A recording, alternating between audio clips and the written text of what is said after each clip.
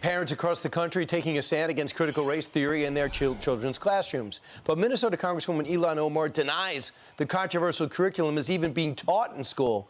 Tweeting this weekend, Republicans love to create outrage over things that aren't actually happening. People should be asking them what elementary, middle, and high school is teaching critical race theory, and why are they spinning false narratives? Quisha King is a parent from Duval County, Florida, political consultant and Northeast Florida Division co-chair for Moms for Liberty, and joins us now. So are you making it up, Quisha? I am not making this up. I've heard it with my own ears from my daughter's classroom. So I'm not sure where Representative Omar is getting her information from, but maybe she should, talk to some of us parents and see what we're actually finding with these classrooms. What actually did you hear? What exactly did you read?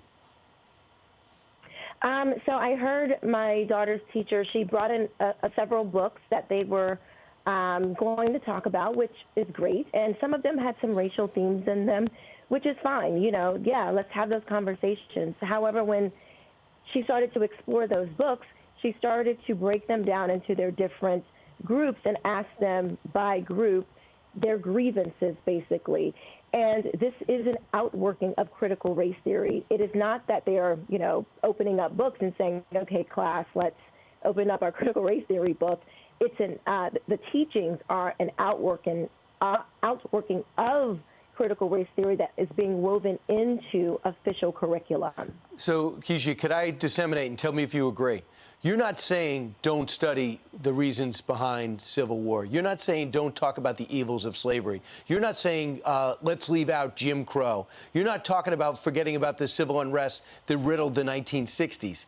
You're saying put that in history, but don't villainize people today. Absolutely.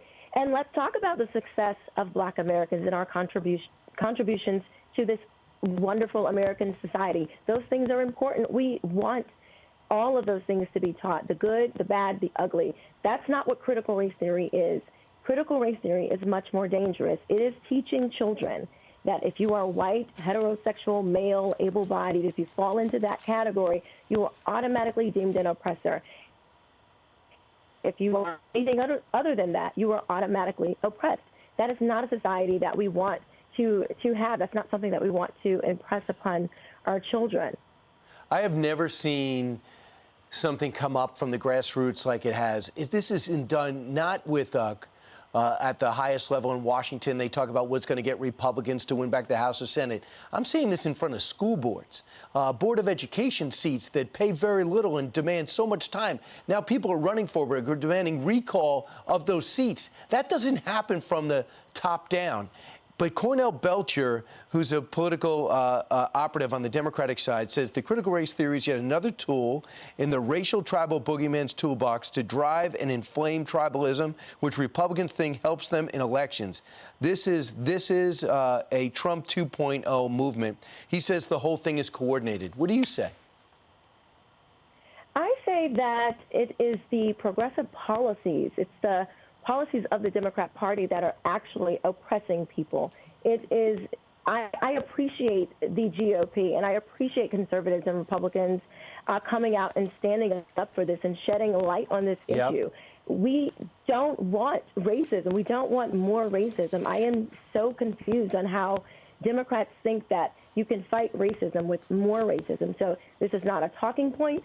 This is not some conspiracy theory. This is real. It is happening to our children, and if we don't continue to stand up, they will continue to press this upon our children. And they poked the wrong people when it comes to our mama bears, because when you mess with our kids, you have gone too far. MomsForLiberty.org to find out more information. Quisha, thanks for telling your story. Thank you so much for having me. You got it.